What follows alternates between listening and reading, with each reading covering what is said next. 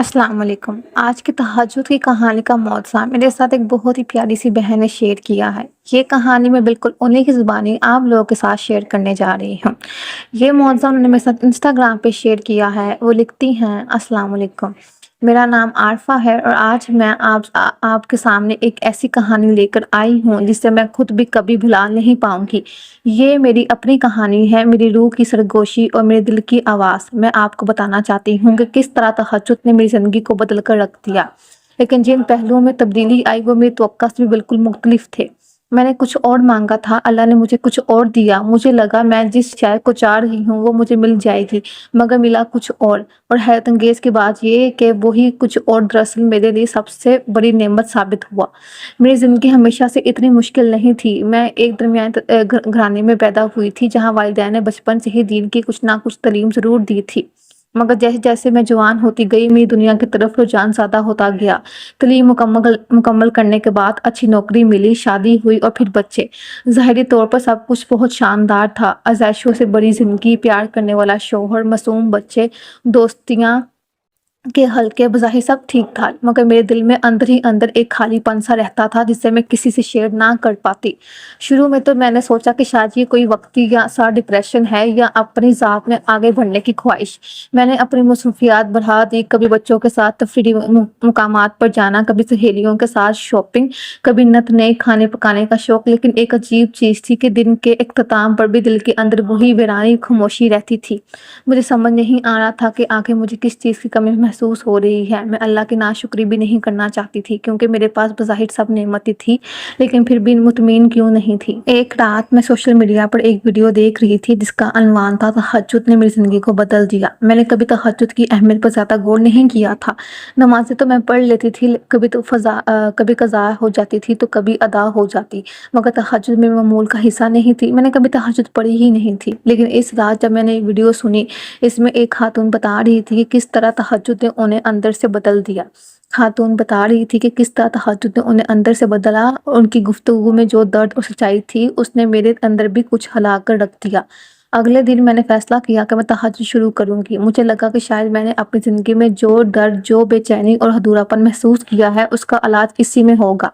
मैंने नियत की कि मैं रोज़ तहज्जुद के लिए उठूँगी, अल्लाह से अपने सुकून और अपनी ख्वाहिशात का ज़िक्र और उसके पूरा होने की दुआ माँगूँगी। मेरी एक ख्वाहिश ये थी कि मुझे कोई ख़ास कामयाबी मिले, कोई ऐसा मुकाम मिले जिसकी वजह से मुझे मुआशरे में ज़्यादा लोग मानें, या ये कि मेरी दुनियावी मज़ीद खूबसूरत और खुशियाँ बढ़ जाएँ। पहला हफ्ता मैंने अलार्म लगाया, रात को सोते वक़्त अजीब-सा जोश था कि अब मैं तहज्जुद पढ़ूँगी। पहले दिन उठी तो बहुत मुश्किल हुई, आँखें बोझल थी, मगर मैं खुद को घसीटती हुई जाए नमाज़ तक लाई। 2 रकअत पढ़ी, दुआ की, रोई, अपने दिल का हाल अल्लाह के सामने रखा और फिर सो गई। दिल को कुछ देर के लिए सुकून-सा मिला, जैसे किसी ने मेरे अंदर की बात सुन ली हो। अगले दिन मैं जब भी तहज्जुद के लिए उठती तो यही ख्याल आता कि अल्लाह ताला मेरी दुआएँ कबूल कर लेगा और मेरी ज़िंदगी में एकदम से कोई बड़ा इनकलाब आ जाएगा। जैसे ही मैं तहज्जुद से फ़ारिग हुई, कोई खुशखबरी मेरा दरवाज़ा खटखटाएगी। मैं ख्वाबों की दुनिया में थी कि बस मिल जाएगा आंसर्स मेरी दुआओं का और मुझे अपनी सारी ज़िंदगी का मकसद पता लग जाएगा। दूसरा हफ्ता मेरे अंदर की बेचैनी कम तो होती जा रही थी, लेकिन मुझे वो हैरत अंगेज़ बदलाव नज़र ना आया जिसकी मैं तवक्का कर रही थी। हाँ, ये ज़रूर हुआ कि अब दिन में मुझे बार-बार अल्लाह का ख़्याल आने लगा। मैं जब बच्चों को तैयार करती तो साथ अल्लाह से उनकी कामयाबी के लिए दुआ करती।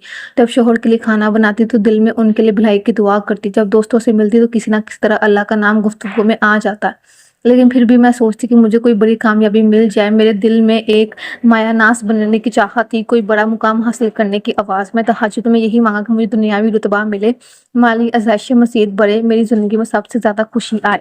तीसरा हफ्ता और पहला धचका। अचानक एक दिन मेरी शौहर की नौकरी में कुछ मसाइल पैदा हुए। कंपनी में रिस्ट्रिक्शंस हुई और कुछ चेकिंग हुई, तनख्वाह कम होने का खदशा पैदा हो गया। ये खबर मेरे लिए बहुत परेशान कुन थी। मैं दिल में कहा, या अल्लाह, मैं तो तहज्जुद शुरू की थी कि मेरी ज़िंदगी बेहतर हो जाएगी, यहाँ तो मामलात उल्टे हुए जा रहे हैं। मैं एकदम से बुखरा गई और मेरे दिल में वसवसे आने लगे कि शायद मेरी दुआएं कबूल नहीं हो रही, शायद मैं तहज्जुद ठीक से नहीं पढ़ रही, या शायद मेरा अल्लाह पर यकीन इतना मजबूत नहीं है। चौथा हफ्ता फिर भी मैंने तहज्जुद का तहैया किया था, मैंने नहीं छोड़ी। मुझे अंदर से आवाज़ आई कि शायद यही आज़माइश है और यही मेरे लिए हकीकी तब्दीली का आगाज़ होगा।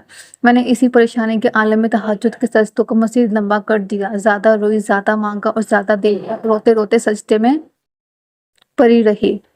کچھ دن بعد میری ملاقات ایک عالمہ سے ہوئی جنہوں میں نے اپنی داستان بے چینی بتائی۔ انہوں نے میری طرف بہت محبت سے دیکھا اور کہا، بیٹی تہجد صرف دنیا مانگنے کے لیے نہیں ہے، اللہ کو پانے کے لیے ہے۔ جب تک ہم سے دنیاوی خواہشات کے گرد گھومتے رہیں گے ہمیں سکون کیسے ملے گا؟ تم نے تو تہجد شروع کی تھی لیکن تمہاری نیت صرف اپنے لیے دنیاوی ازائشوں کا اصول تھا، جبکہ اللہ تعالیٰ نے تمہیں ہر ازائش دی ہوئی تھی۔ یہ بات میرے دل میں جیسے تیر کی طرح لگی۔ میں گھر آئی تو بہت دیر تک سوچتی رہی۔ واقعی میں تہجد کو ایک ایسی چابی سمجھ رہی تھی جسے گھما کر میں اپنی خواہش کے دروازے کھول دوں گی۔ میں تو یہ سمجھ بیٹھی تھی کہ بس تہجد پڑھتے ہی میری ساری پرابلمز ختم ہو جائیں گی اور میری زندگی میں صرف خوشیاں ہی خوشیاں ہوں گی۔ اگلے مہینے کی شروعات میں نے ارادہ کیا کہ اب میں تہجد میں صرف ایک چیز مانگوں گی، یا اللہ مجھے اپنے قرب عطا فرما، مجھے اپنا بنا لے۔ میں نے اپنی پرانی لمبی دعائیں مختصر کر دی۔ میں نے سب سے پہلے قرآن کی طرف رجوع کیا، اس کی تلاوت شروع کی اور کوشش کی کہ ترجمے کو سمجھوں۔ تہجد میں سجدے لمبے کیے، دعائیں کم کر دی۔ میں نے یہ محسوس کیا کہ جب میں صرف اللہ کو مانگتی ہوں تو میرے دل میں عجیب سا سکون اتر آتا ہے۔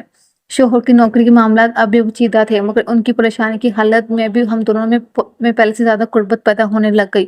ہم رات میں مل کر دعا کرتے، کبھی فجر کے بعد تھوڑی دیر قرآن کی تلاوت کرتے۔ میرا دل حیران رہتا کہ مشکل تو اب بھی ہے، مگر میرے دل کے بوجھ میں کمی کیوں ہے؟ یہ کیسا سکون ہے؟ یہ کہاں سے آ رہا ہے؟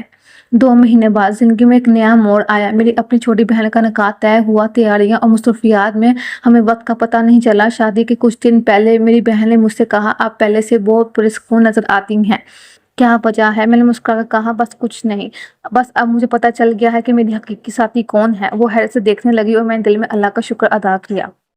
3 مہینے بعد میرے شوہر کو الحمدللہ ایک نئی جاب مل گئی، اور جو میرے شوہر کو الحمدللہ ایک نئی جاب مل گئی تھی، پہلے سے زیادہ بہتر پوزیشن اور پہلے سے زیادہ بہتر پیکج، اللہ کا کرم تھا۔ مگر یہ بھی ایک عجیب حقیقت ہے کہ اسی خوشی سے بڑھ کر مجھے اس چیز نے زیادہ خوشی دی کہ مجھے اللہ سے قرب کی جو لذت ملی ہے وہ برقرار تھی، یعنی صرف دنیاوی مسئلے کے حل ہونے پر مجھے اپنا پورا مقصد نہیں بھولا، بلکہ مجھے لگا کہ اب میں بھی سجدوں میں اللہ کو خود بھی مانگوں گی اور دنیاوی کوئی کام نہیں چھوڑوں گی۔ اب میں پیچھے مڑ کے دیکھتی ہوں تو مجھے احساس ہوتا ہے، مجھے یقین ہوتا ہے کہ مجھے تہجد میں اللہ تعالیٰ ملا، مجھے خوشی ملی، مجھے پرسکون ملا، مجھے زندگی کا مقصد پتہ لگا، اور سب سے بڑھ کر مجھے میرے شوہر کی جو جاب چلی گئی تھی وہ واپس آئی اور 2x% ہائر پروموشن ملی اور ان کو اچھے پیسے ملے، اور سب کچھ مجھے زندگی میں جو مل گیا ہے میں اس میں خوش ہوں۔ تہجد میں مجھے زندگی کا مقصد پتہ لگ گیا ہے۔